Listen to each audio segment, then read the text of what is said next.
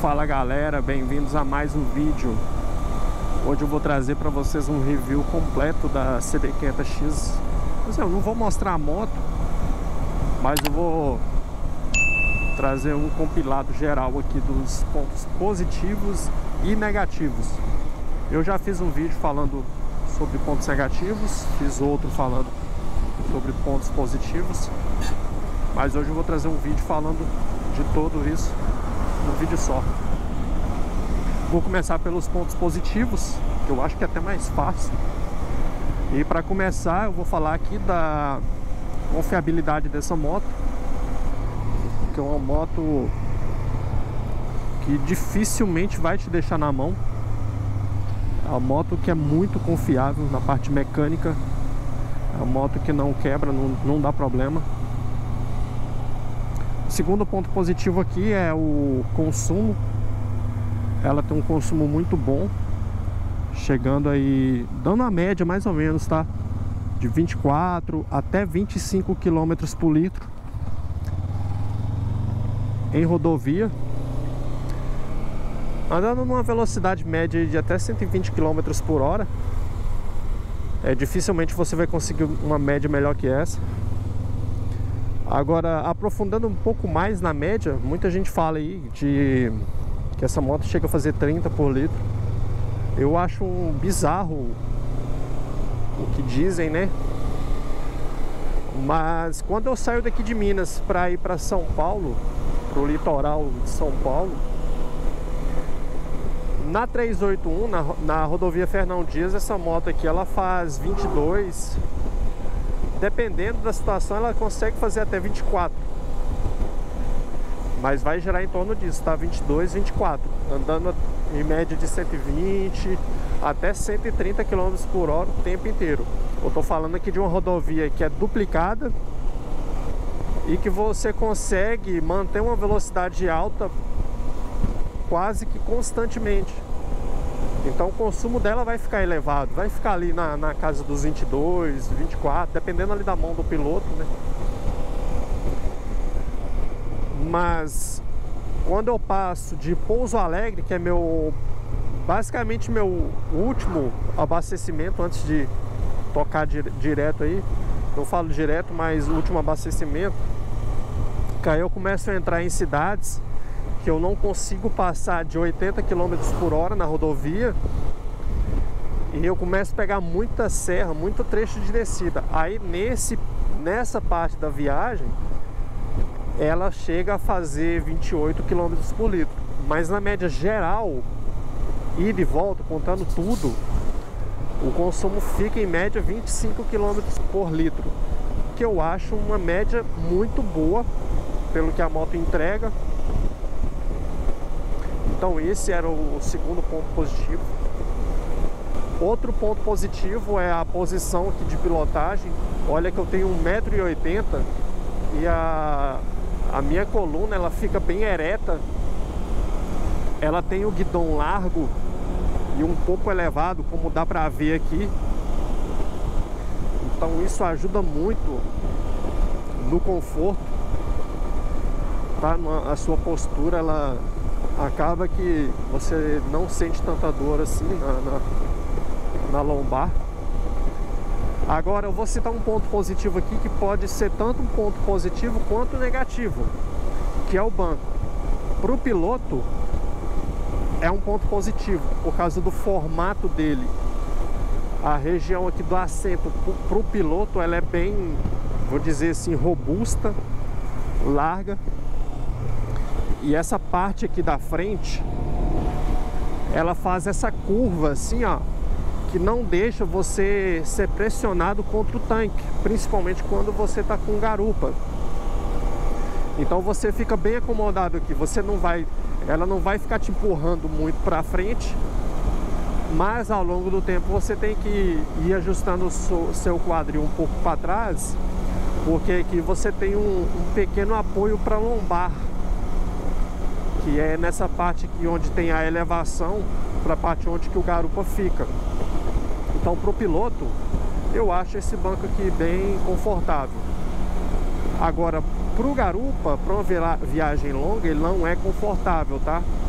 ele não tem tanta densidade, ele não tem uma espessura muito boa ali atrás.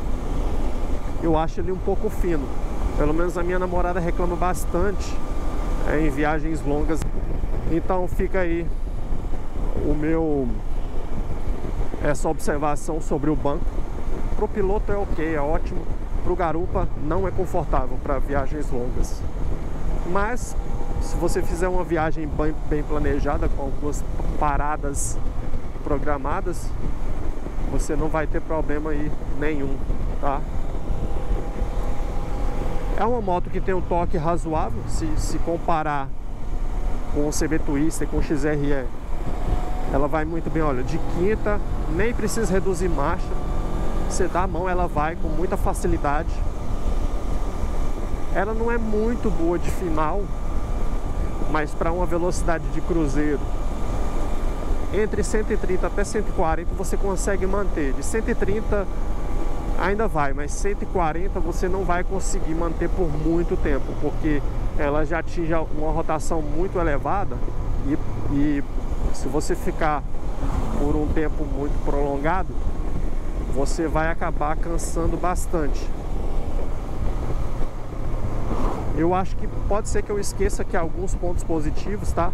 Vou falar dos pontos negativos. O primeiro deles é o preço.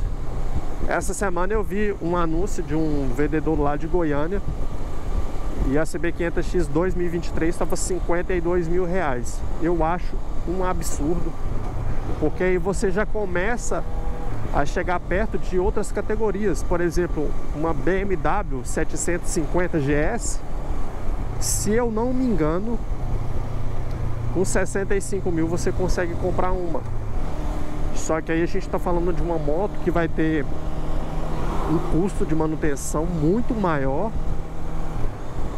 e o custo e o consumo de combustível muito maior também. Então não leve em consideração apenas o preço, tá? Mas a questão aqui é que a CB500X ela já começa a entrar numa outra categoria. Uma categoria que na verdade era para a NC750X tá concorrendo e não a CB500X. Então, primeiro ponto negativo, o preço. Outro ponto que é bastante negativo para essa moto é isso aqui, ó.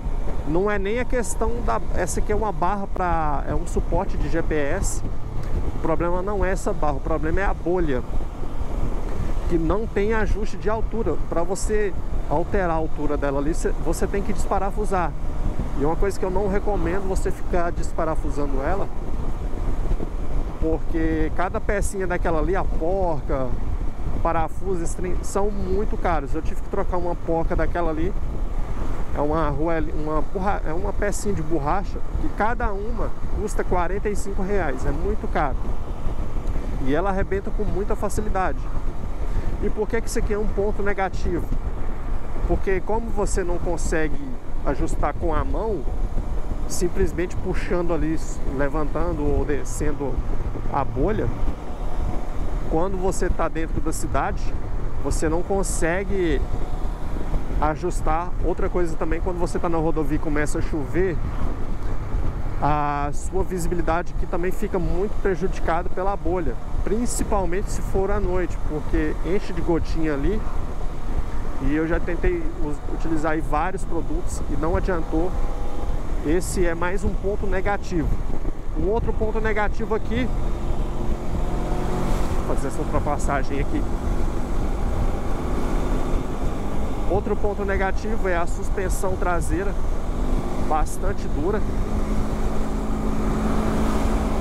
Vou ter que sair desses carros porque tem muito buraco e com o carro na minha frente eu não consigo ver os buracos. Então, ponto negativo aqui, suspensão traseira, que é muito dura, tá? Suspensão dianteira é ok, eu gosto da suspensão dianteira, é bastante macia, eu acho ela confortável. E já aproveitar o gancho aqui para dar uma dica para vocês ajustarem a pré-carga da suspensão dianteira. Se você usa sua moto para viagens, eu sugiro que você deixe aqui, ó, ajuste de fábrica, tá? Do jeito que ela vem de fábrica. Cheguei aqui com a cabeça um pouco pra frente para vocês verem. Olha lá, ó, tá no ajuste de fábrica. Ela tá no ajuste ali mais firme, porque com isso você ganha um pouco mais de estabilidade. Porque como a suspensão traseira é um pouco dura, a suspensão traseira ela também tem um nível de ajuste muito curto. Então, entre o nível de ajuste mais apertado e o mais macio, a traseira ali você não tem uma folga muito grande para poder estar colocando da sua maneira. Então, suspensão traseira eu aconselho deixar no mais macia, porque como ela já é dura, né, e o retorno dela é muito... ele não amortece o retorno, ele acaba, dependendo da situação, jogando o garupa para cima, então é muito perigoso.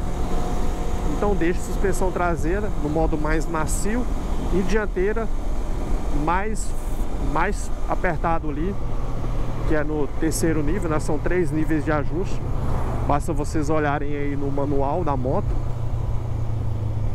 porque se você tiver andando acelerado, chega numa curva e você se depara com alguma irregularidade na pista, e você com garupa e com baú, meu, a moto ela vai balançar muito, e numa curva é complicado.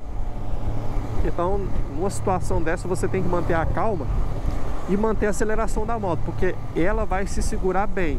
O que você não pode fazer é se assustar com essa situação aí da moto balançar, tá? Então, por isso eu aconselho deixar a suspensão dianteira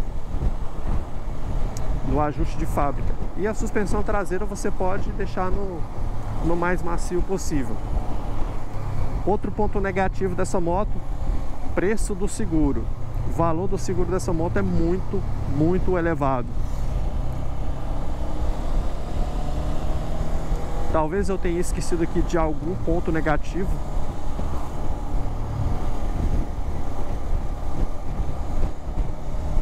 No mais, era mais importante que eu queria falar eram esses, né? Custo de manutenção, ponto positivo. A manutenção, ela tem um custo de manutenção muito barato, ao meu ver. A primeira revisão dessa moto aqui vai ficar em média R$350, porque troca o cartucho do filtro de óleo e ele é caro, custa aí mais ou menos R$200. E o óleo dela vai ficar em mais ou menos R$150 a troca, dá um total de 350. Na revisão de 1000 não tem mão de obra. Na revisão de 1000 o custo é zero, não troca nem o óleo, não troca nada. Outra coisa que eu esqueci de falar também, o freio dessa moto, cara, é muito bom. Apesar de que esse modelo aqui, o 2022, o freio dianteiro não é disco duplo na dianteira. Muita gente reclamava que na Europa já tinha 2 discos na dianteira, mas eu posso afirmar para vocês que eu gosto do freio dessa moto aqui. Quando eu saí da CB Twister, eu me impressionei com o freio dessa moto, mesmo não sendo duplo. Na versão 2023 já é freio duplo na dianteira. Então o freio fica aí como mais um ponto positivo. Se você não é inscrito, se inscreva no canal, deixa aquele like, galera, comente aí também. Eu falei da posição de pilotagem, que é bem agradável para mim que tem 1,80 m. Então acho que para quem tem 1,70 m vai ser ainda melhor. Eu ainda considero essa moto um pouco baixa, para mim ela ficou um pouco baixa. Para vocês terem ideia, a altura do assento da CB Twister 2019, que era a que eu tinha, de 78 centímetros do solo. E essa aqui é 83,4 centímetros do solo. Então, o vídeo era esse. Espero que vocês tenham gostado. Mais uma vez, se você é novo por aqui, se inscreva no canal, deixa aquele like. Siga a gente no Instagram, @motorotas. Um abraço e até a próxima, galera. Fui!